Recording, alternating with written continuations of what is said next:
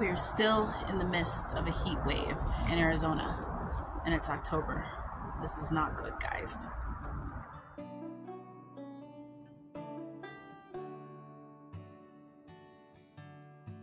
Hi everyone, welcome back to my channel. I'm Shamira Benson, one part of Team Benson, and I still have shade cloth up. Guys, this heat is not going away. But we are going to tour my garden on the outside, and then I'll also show you how my starts are coming along on the inside before I end the video. But yeah, it's hot. It's hot. But before I get started on the tour, I just wanted to say I know a lot of you guys from Florida and from that entire like East Coast area, North Carolina, all of those, Tennessee, watch my channel. And I just wanted to say that I'm praying for you guys, and I hope that you guys are all doing okay and that things are going to be a lot better for you guys coming up, because I've been in hurricanes and tornadoes, and I know that they're very, very scary. Those are some of the scariest times of my life. So I just want to say that I'm praying for you guys, and I just hope that you guys are doing okay. All right, guys, so let's talk about this heat wave. So currently in Arizona, it is 111 degrees today. I am hoping that today is the last day for like the heat in triple digits and in the teens.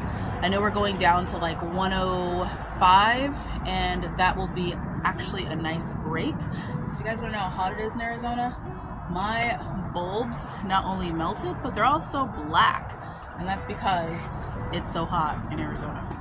So let me show you guys what I have going on in the garden and what is surviving and what's kind of struggling.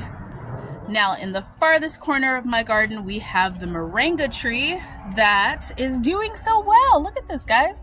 It has put up a lot of growth in just a short amount of time that I planted it. Right below, we have a mint. This one is a peppermint, and I was able to use that one for Rosh Hashanah, so that was pretty cool. Which, Shana Tova to all of my Jewish subscribers and viewers, and those of you guys that are not Jewish, Shana Tova to you too. And so happy New Year's, and I hope you guys all had an amazing Rosh Hashanah. I wanted to post some videos during that time, but it was a lot of me trying to get prepared with people coming over and dinners and synagogue and all those different things. Now, in my Vego garden bed, this one is my cascading one. Up here, I have the garlic. Still has not popped up, but guys, it is still pretty hot. So I'm a little worried that it's too hot. We're just trying to keep it watered, and hopefully that will do something. And then we also have a rosemary that is actually loving this weather. I have a little bit of shade cloth over her, and she's doing quite well. The dill, on the other hand, can't say that for the dill. Now we are currently doing this bed. This is always my brassica bed. Way too hot for brassicas, which is why we haven't done anything to it. But I will be showing you guys how I'm composting in here on this side. But on this side, I'm trying to keep alive some squash. As you guys can see, I'm doing some deep watering, where basically I'm just putting the hose on soak and I'm watering right next to the plant. This one's looking a little sad, but that one over here looks like it survived a little bit, but it has more shade cloth. I think I need like another just little piece to give that one a break. So guys, whenever it's like 8 million degrees, deep watering helps. Like, it's just concentrated deep watering. I do water the rest of the ground, but just like a light spritz, just so I don't waste water. But yeah, deep watering at the base of the roots, but don't forget to also give the rest of the ground a little bit of light spritz, because if you have things like worms, you want to make sure that they don't die. Speaking of things that are not doing well, we have our first round of peppers over here. These ones are our Carmen sweet peppers. So that one's doing okay. Those two have gotten just really struck by the heat. But luckily, I got them as starts from Home Depot, so I can take them back to exchange them. And then we have some sweet banana peppers over here, the back side of this one. These are in my Vego dragon fruit bed. The back side's doing well, but the front that's getting the most sun, not doing so good. Over here we have our bell peppers. We have green, red, and yellow. These ones are doing pretty good, other than a little bit of heat damage. This is sun skull right here on the plant, so it's not a disease, it's just basically a sunburn on the plant. As you can see, just like you would get a sunburn, so can plant leaves. but that will continue to do well as it cools down. Also, as it cools down, we'll be able to lower this umbrella so that then these will get more sunlight and be able to grow faster. We have some basil over here, and then we also have our oregano. On the back side, we have our lemon balm right there, and then our curry tree. Look at how nice the curry tree is doing, guys. Guys, for reference, this is the curry tree. I'm about 5'5", 5'6", and the curry tree is as tall as I am. Super excited.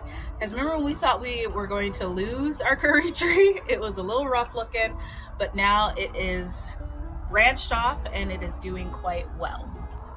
Now, over here we also have our dwarf Mexican lime, which is also seeing some sunburn on it. Has a lot of sun skull. And then we have our grapevine, which has seen sun skull, but guys, look at the new leaves starting to come in on our grapevine. And then we have our mulberry, which is just absolutely ridiculous. The mulberry is quite taller than me. It's even taller than Mr. Benson, who's about 6'2". Now, a grapevine is one of our namesake plants. That one is called Yuli. So during the winter, when I was able to grow a lot of things, a lot of my subscribers were not, and they were covered in snow. So I was like, let's name them after some of you guys so that then you can watch them grow over the winter, and it'd be like your own little piece of green during the winter. And over here, we have our replacement for Miss Eggy, and this one is Big Nisi. She is an Ichabod eggplant and also one of our namesake eggplants. Underneath this side of the shade cloth, we've kept some more things alive. We have our Black Beauty eggplant. That's just an extra one that I had. And then this one is our stevia, guys. Our stevia is growing back. I don't have to go searching for stevia this year. That makes me super excited about life because I feel like it's getting harder and harder to find. And then we have our spearmint plant, which is so important because that's what I use to make our lamb. So for Rosh Hashanah this year, I had more of the peppermint than I did the spearmint. And usually I use spearmint to make our lamb shanks for any type of the holidays. Mr. Benson loves lamb shank, so I typically only make it on a holiday. And it was good, but it didn't have that. It was missing something, and that something was the spearmint, and it's because I used peppermint. Now, coming into the back end of my garden, we have this big beast, which is our Brooklyn, is what we like to call her. And look, guys, she just has so many melons on her. It's insane. It's insane and crazy. Even they're like trying to grow into things. Like, we're gonna put that right there so it does not grow into that. If we go underneath here, just more melons everywhere. They're just all over the place. Like, all over the place. Isn't that crazy, guys? Once again, that is the most productive, mediocre plant I've ever had. So it's so productive because that one we think crossed with our Armenian cucumber and a melon, like a cantaloupe. So it's super, super productive. Withstands these triple digits like nobody's business.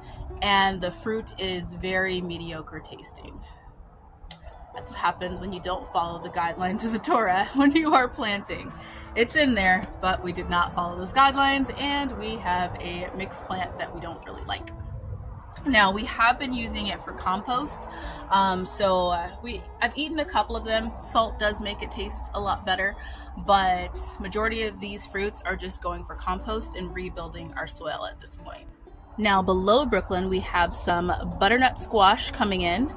And we also have some beans. These ones are the beans that we got from our Lush and Dew. And the butternut squash we got from our friend Sorrel. Make sure you guys go look at her channel. It's Soils with Sorrel. And then I don't know if these beans are going to do okay. Right now we have 3 of them. I do have an extra one in the house, so we'll see how that's going to go. And then we have our okra, which I will be pulling the okra pretty soon because I really do want to compost this area.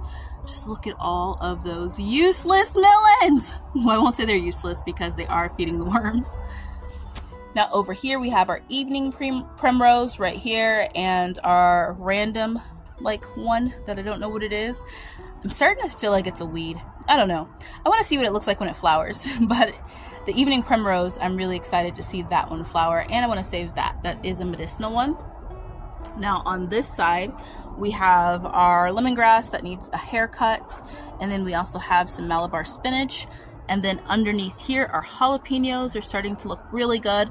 They're also starting to straighten out now that they have a space where they're not like trapped in like a storage room like when I got them from Home Depot. So they're straightening out, and those ones I think are going to do well. And then our serrano peppers are starting to straighten out too. So those are over there. Okay guys, so that is it for the outside garden. As you can see, not a ton going on, but we do have some things going on out here that I'm pretty excited about. So now we're gonna head inside, and I'm gonna show you what I have growing in my start areas that we will be pulling out later on when it's not 111 degrees.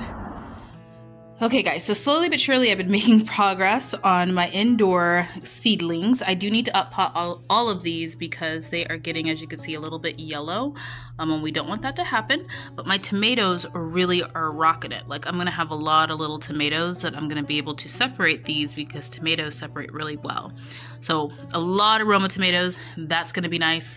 Got some greens, some flowers, some herbs, and then we are going to start some things again.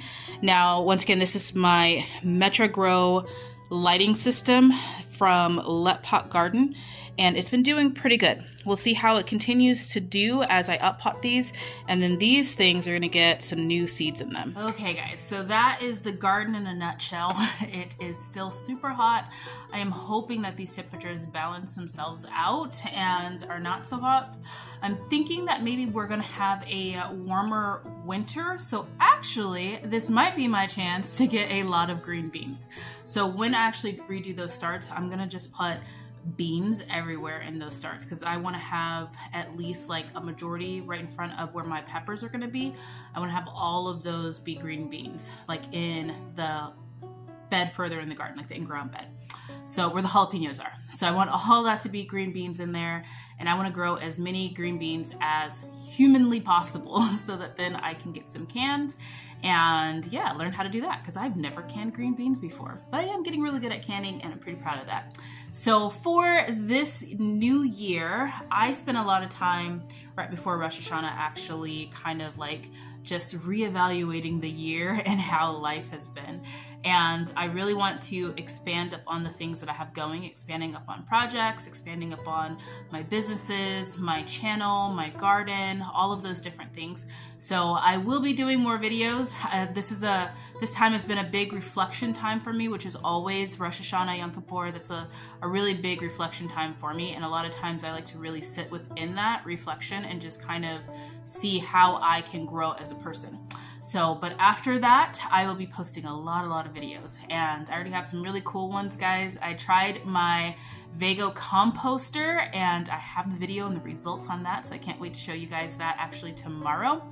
But yeah, I hope that everybody is staying safe, everybody is staying healthy, and continuing to grow in your gardens and getting a chance to get some seedlings started and all that for those of you guys that live in the 9B and 10s zones like I do. But until next time, grow yourselves a garden because even a small space can provide you with tons of food.